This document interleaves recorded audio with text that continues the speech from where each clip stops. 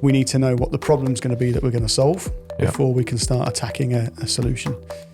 And we have quite a few customers now who are excited to work with us because instead of just finishing the project, we'll go back and go, this thing's now available. We reckon we could do it even better. Large action model. I don't think that's been dwarfed. I just don't think people have played with it yet. Hi, I'm Freya.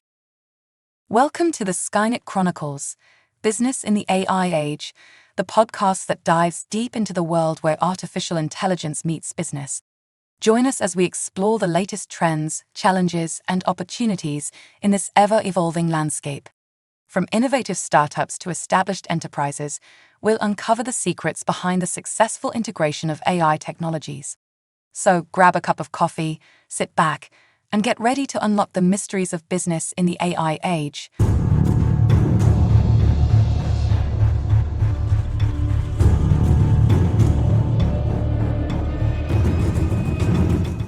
Good morning, Chris. Good Welcome morning. back to the Skynet Chronicles podcast. It's nice to be back. I feel honoured to do two. It's amazing. Great to have you here. Thank you. Today, I'm going to quiz you on all things about how we're helping companies. Okay. So I think if we start with a problem, Okay. that's generally the place that we like to start with a customer, is either they've come to us with a problem or they say, we want to use AI, and we go, hold up. What's the problem we're trying to solve here? Tell us a bit about that process. Yeah, so that you're absolutely right. First, the most common thing we hear from someone who comes to us is we want AI. We don't know what we want it for, but we want AI because either they want to be seen to be using AI because it's a cool thing to have on your website, or because they generally are interested in the technology. We want stuff. We want stuff and it should be shiny. Inevitably, there are few companies out there who are ready to go from where they are now to something AI enabled.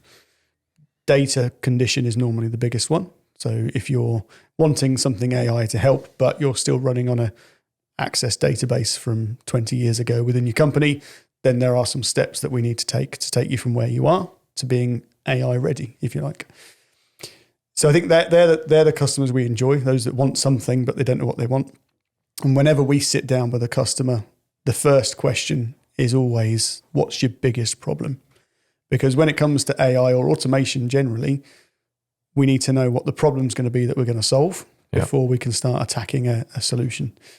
Where you see companies starting to go, we want this bit of AI to do this and this bit to do that, and trying to muddle it all together, you generally see an output that's not very good. So try and find one problem, the biggest headache, and we'll solve it with something, automation or AI. Or the combination of both of them. Or a combination of both. I mean, I quite like it where employees within a company have been playing with some of the technology. Yeah. So playing with ChatGPT, playing with Midjourney, for example. So they've got a feel for what might be possible. Mm-hmm. And we go, well, okay, that's what you're currently doing. What's the problem you've got within the business? How can we use elements of these technologies with other things to create you something entirely new? Absolutely. And that's what we do when we go out talking about AI, when we're doing, well, if it's webinars online or if it's in-person sort of speaking events about AI, you can see light bulbs coming on around the room while we're talking, which is great. And it's not down to us being great speakers at all. It's because you're starting to talk about, we're pretty good maybe now. It's that. We've been practicing. We are good at it now. But it's talking to people about the art of the possible. When people know what is possible in terms of the technology now, you can see them start to go, but maybe if I do this thing, or maybe if we think about this problem, or actually I've got this problem that I've never been able to solve because I don't have the time, the expertise, or the money. If you perceive it to be an expensive problem to solve, you see people start to go, maybe I can do that in less time, less money, less stress. And that's the wonderful thing for us, is being able to sit down and someone slowly start to hone in on a problem that they want to solve with AI and automation. But data readiness is normally the biggest challenge for us. I was chatting with a guy who runs an excellent local company. I really enjoy their produce. I'm not going to name drop them at the moment because they're not yet a customer. But he was saying that they have a problem within their business about understanding exactly which products are sold in which locations, right, and even which parts of the business are profitable. Mm-hmm. And I'm like, let us in. Because even where they don't have that accurate data, they've probably got enough information that we can build a model that would guesstimate to a level of accuracy that's far higher than they have now. Yeah. And just that as a problem, that's brilliant. That's a very specific problem they've got. Yeah. They've got data around them. Getting that data into a format that can work for us to solve that problem. Oh, that's heaven. It is. So we're doing some work with a local charity, Little Miracles, at the minute. And they're a prime example. So they've got data in different systems. They've got an ERP system, which is Xero, I think, from memory, which does all their invoicing. They've got Eventbrite that does their event management. They've got some very, very specialized CRM software that deals with all of their highly sensitive information. They're using HubSpot for some marketing stuff and ArcFlux for some other email marketing. And that's because different people in the business had different needs. So they've spun up different software and it does its job. Yeah. I want SharePoint to manage file storage. So you've got all of these systems. And if you look at it as a day-to-day operation, it all works well because the person who deals with events uses Eventbrite, a bit of HubSpot. The person who does sort of the counseling side uses the specialized software and a bit of some other stuff. So it all works well. But then when you sit back and look at it as an organization and you think, well, how can we delve into how we can make things more efficient? How can we save the charity some money? Because they're a charity, they're reliant on funding for their income. So how can we save them some money, or how can we give them an optimized version of what they've got to help them go out and get more funding and work out where to target the grants that they're going to go for, or the companies who are the right profile for them to attack for, for donations. To work with. Attack. Definitely attack. And Michelle won't mind me saying that. But that's the thing. When you look at it as an organization level, you step back and you go, well, AI can definitely help with sort of the machine learning around sort of the non-sensitive data. And it's very important to keep that very sensitive counseling's tied and the crux of what they do separate. But if you look at the business data they've got, how can AI help? Well, you go, well, that's some machine learning. It's very simple to be able to, for us to look at it and go, let's put this thing on top of it. It'll start looking at business personas of previous donations and all the rest of that, just to help in this area or whatever. But that data is all over the place. So then actually what you look at first is an automation step, which is let's start bringing some of this data together. If we can start building models where Eventbrite data and HubSpot data are talking to each other cleverly, and we've got some good vision on what that data looks like, and then we can start injecting other data from the organization as well, all of a sudden then we've got something that's quite powerful when we put an AI model over the top of it. And they're very much on that journey, and it's an exciting time for them. It's an exciting time for us to be able to do that. But I think that's a great example of data readiness being the biggest challenge. One that we're very comfortable overcoming because we've done it so many times now. But equally, we're guilty of too. So when we look at our AI board, how we pull together the information for those individual board members who are also AIs. Have we talked about that before?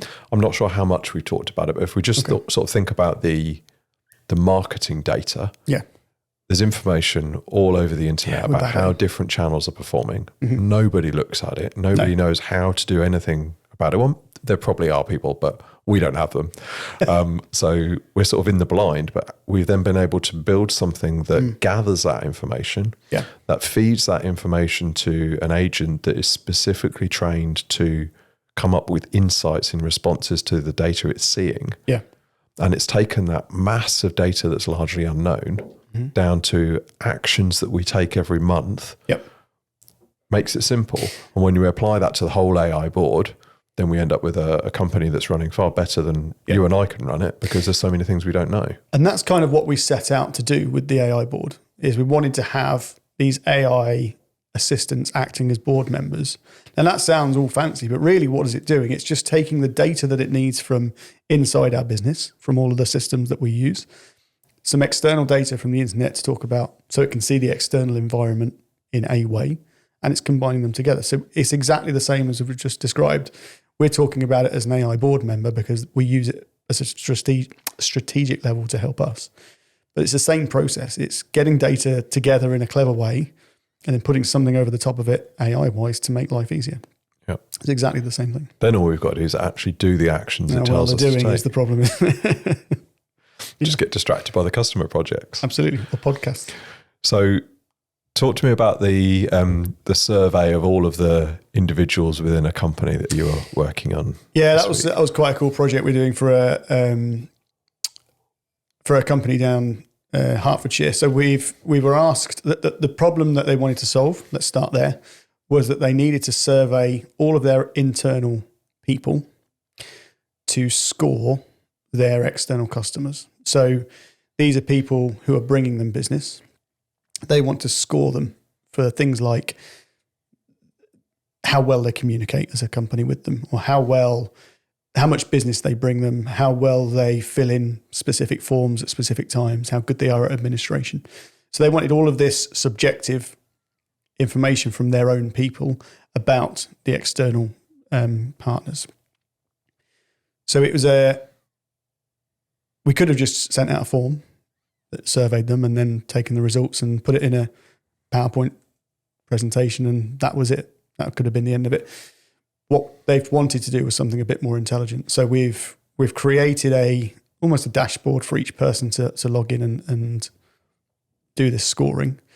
And then we've taken the scores, and instead of just sort of presenting them in a pie chart, we've done some data manipulation to increase the weight of one particular thing. If communication is more important at the time, for example, then we've increased the weighting on that and decreased the weighting on administration, and then built it up into be a report to give the sort of the end partner a score, which we've then fed back up into their CRM system, so that anyone who logs in can see that this company is an 18 out of 20.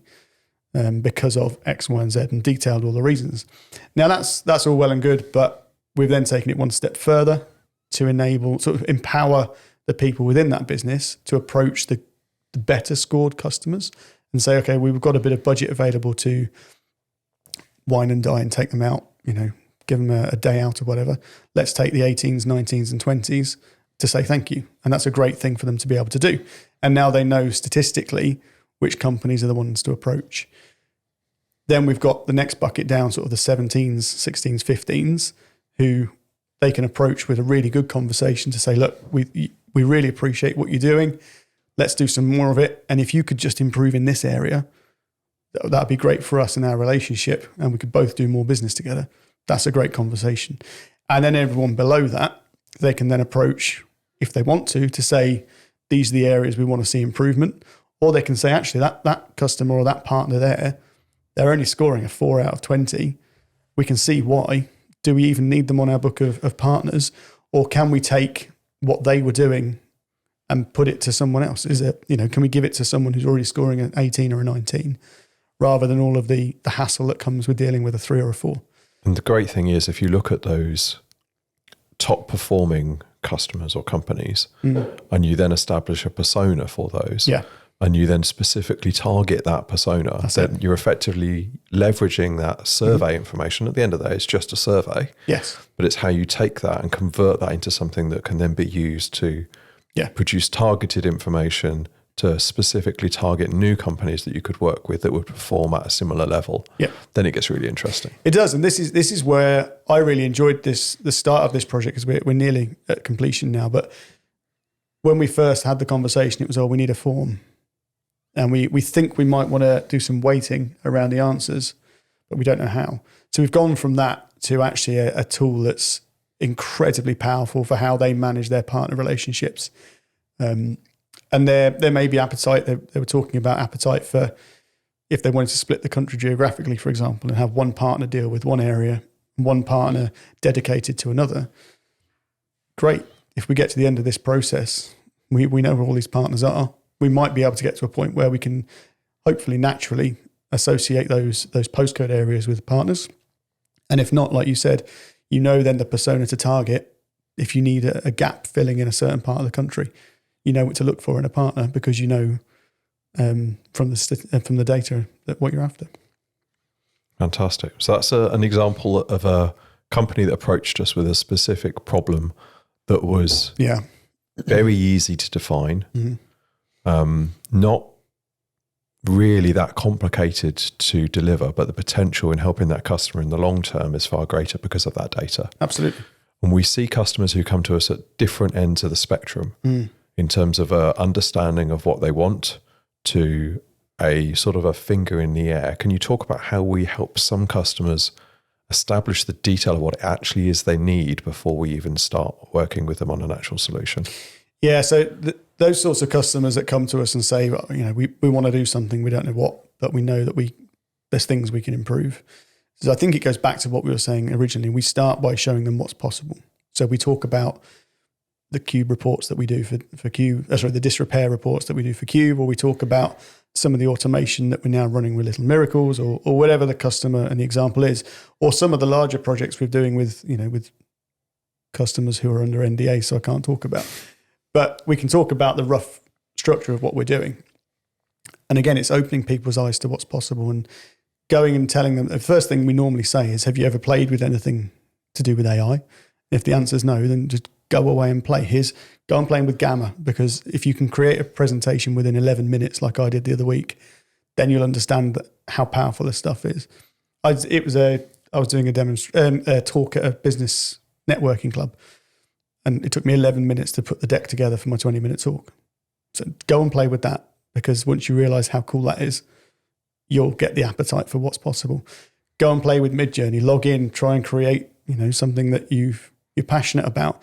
Go and at least log into ChatGPT and get it to answer some questions, and then pay for the subscription and see how much better the GPT-4 is.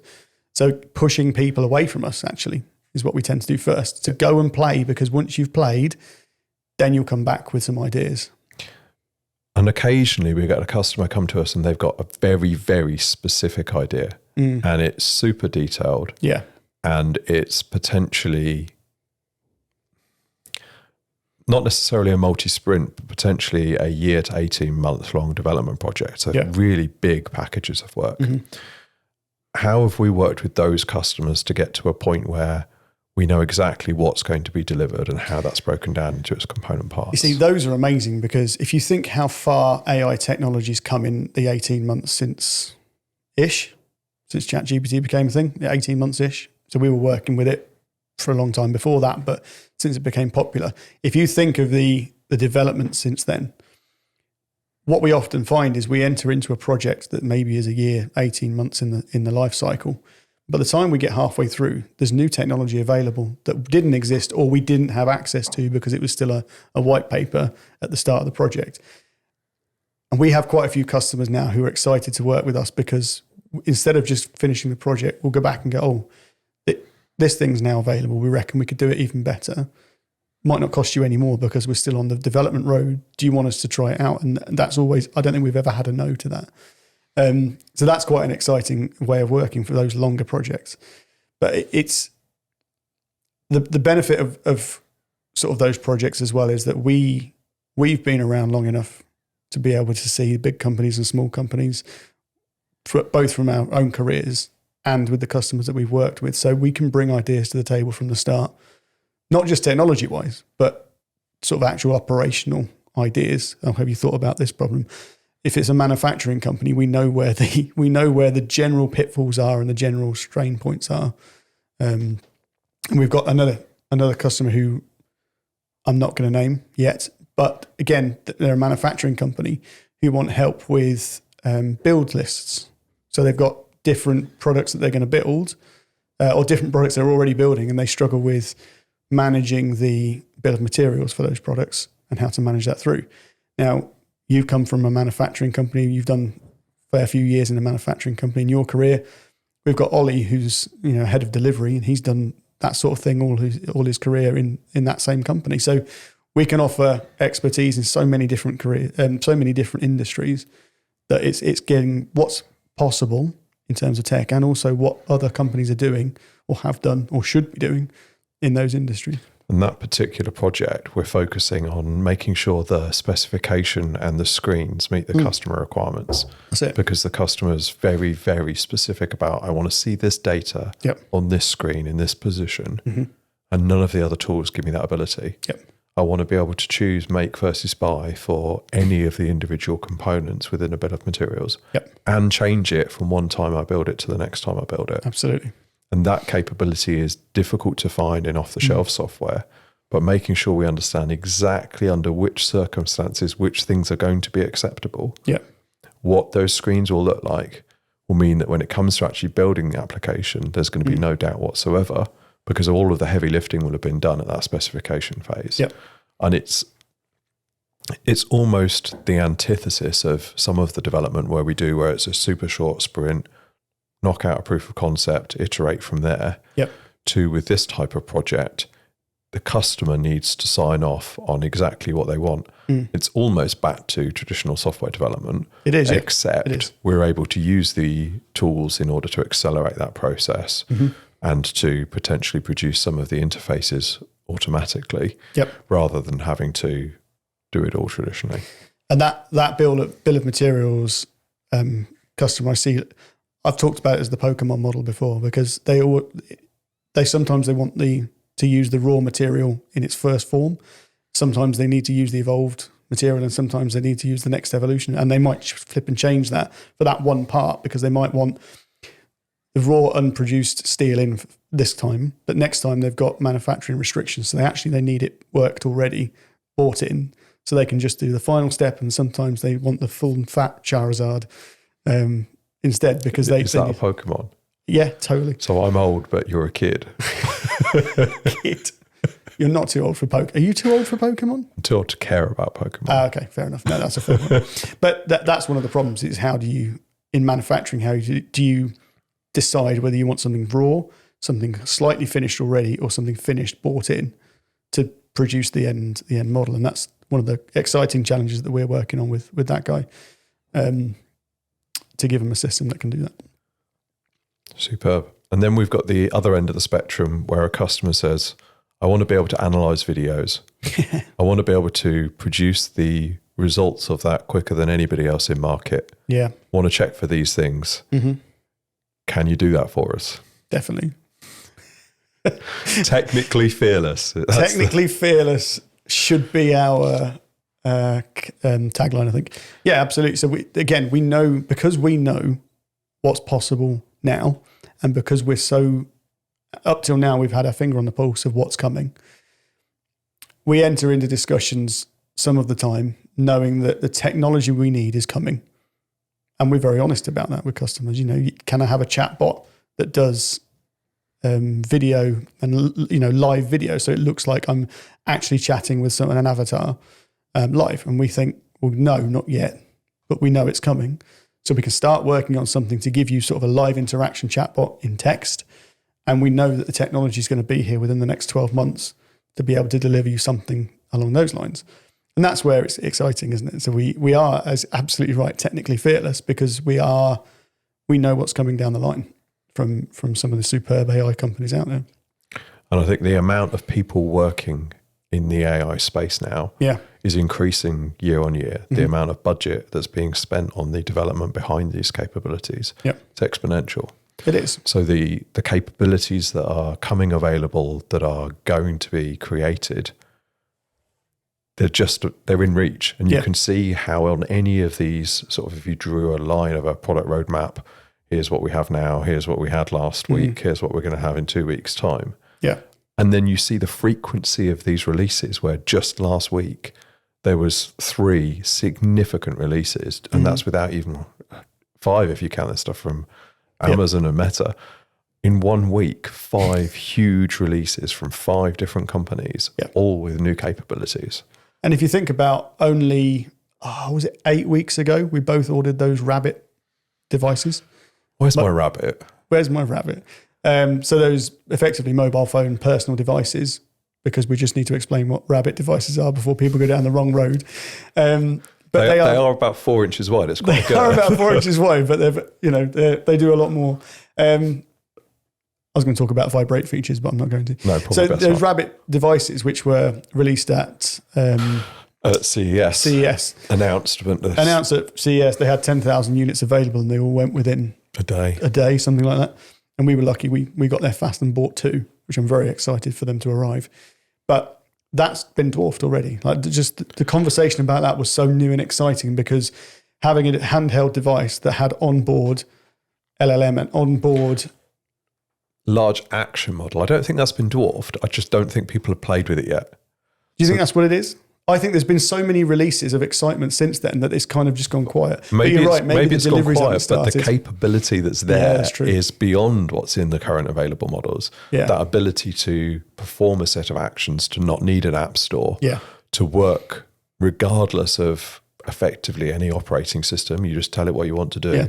And you can train it in there. I think they've called it the rabbit hole. They have called it the rabbit hole. How to perform a series of actions. And then those sets of actions as a scenario, if you like, are available to everybody else. Yeah. So not needing to program it for your own needs, it being programmed based on anybody training for anything and that being available through a large action model. Yeah. I think that's going to be I think you might have turned my mind on that. You're right. Because the rabbits haven't been delivered yet, it's gone quiet. But I shouldn't assume that means it's been dwarfed. But there have been so many, like you've said, announcements since then that it gets almost fatiguing if you're not careful, because there's so much change coming so rapidly. If you've not got your finger on the pulse, then you could be working on a project that's using technology that was cutting edge 3 months ago that's now been replaced. Yeah. And I think having the ability within those builds to swap out, okay, you don't need to use that one anymore. Use this, and it's going to give you that extra ability. Yeah. That's critical. But that's where our dev team are beyond any others that I've ever met with this stuff, because we don't just develop for what's out there now. We develop in a way that assumes that stuff's going to be replaced quickly, so we can swap it out if we need to. And that's critical development work when we're talking about projects that have a life cycle of more than about 6-9 months. And that ties in really nicely to the way we like to work with customers on an ongoing basis, where there's effectively a profit share or a recurring revenue for us. Yep. And in exchange, we continue adding in that latest capability. Yep.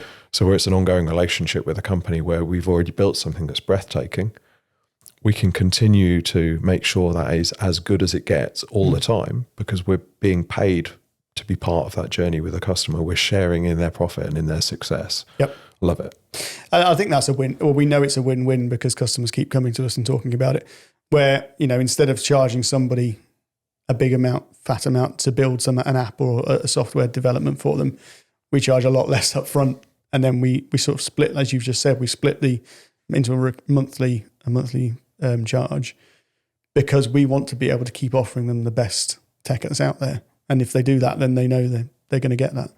Whereas software houses that charge X amount up front, build, hand over, and then charge you a service fee just to make sure that the thing doesn't go down, there's no appetite there to develop. No, and I've spoken with so many business owners, and that's the model that they use within their dev houses, where it's, we do this particular delivery, so a customer comes to us, they say, I want it to do this now, or that'll be that much.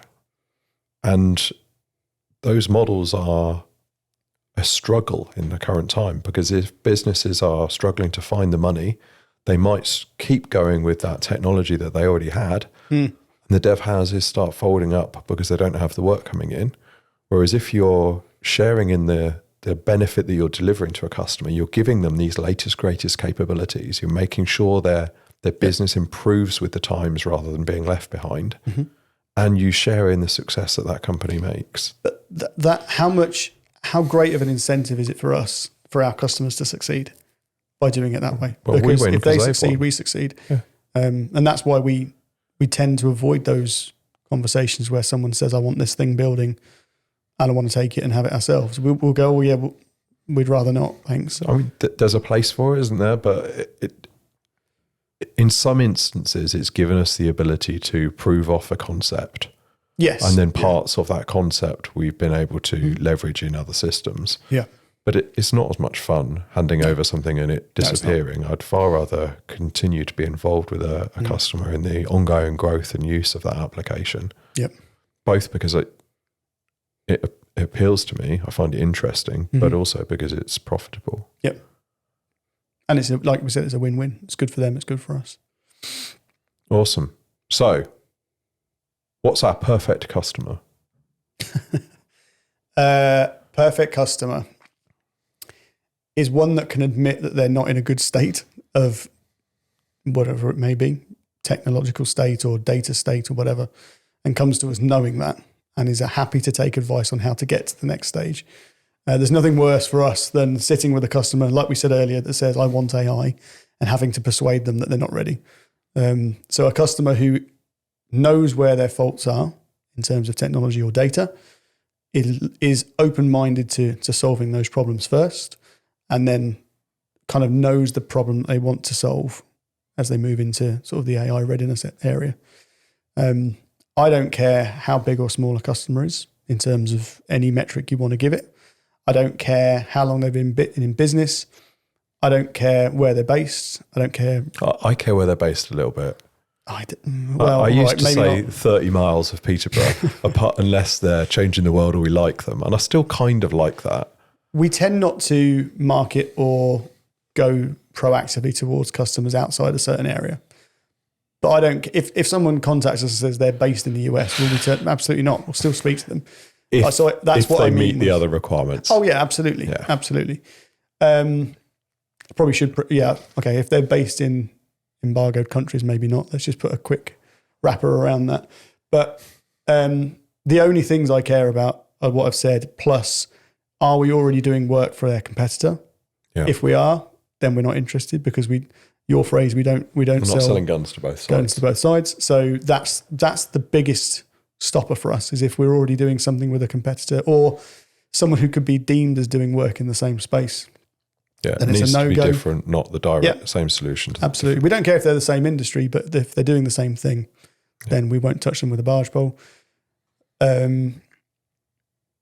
think that, we're quite open to, and I suppose, industry as well. We don't really care which industry they're in, as long as it's not something that's morally questionable. I wouldn't talk to a company who distributes pornography. I wouldn't speak to a weapons manufacturer. So, anything that makes me morally uncomfortable, then we wouldn't touch. But we're in a great place because we can say position. no, and we can say go away. Yeah. Or we can politely say that it's not our wheelhouse. Yeah. I think we did previously use, I'm sorry, we're at capacity. And the scary thing about that is we're always at capacity. Yeah, we just increase the capacity. We have such a great amount of customers. We have a great development team, and we've got sight for more developers that we want to bring on board because of what we're doing. We attract the good people who want to do something interesting. So we're always at capacity. We just have to increase the capacity. But yeah, you're right. Yeah, capacities. Actually, that's going to be an interesting challenge for us over the next 12 months. Is going from where we are now to, I think, an order of magnitude growth, and being able to deliver that. I think an order of magnitude in a year might be painful, but doable though. That's what we're here for. With our AI board, we can do anything. We just need to leverage it and find some people that we can show. And we've got Super Meg now. So Super Meg to the rescue. Yeah, absolutely. We can do what we want. Fantastic. Well, Chris, I think that's been a great session. Good stuff. Let's leave it there and we'll talk again soon. Good to see you. Cheers. Thank you.